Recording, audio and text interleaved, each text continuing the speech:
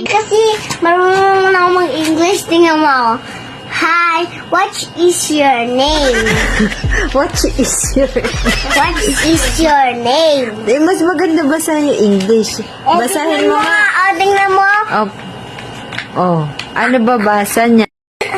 Under. Oh. May you to you. Ano ba ba? Under. Ano? Under. Asa patingin? Under. Asa yung under? Under. Under. Ito, paano basahin to? Ito da. Ito da. Oh. Hindi naman to da.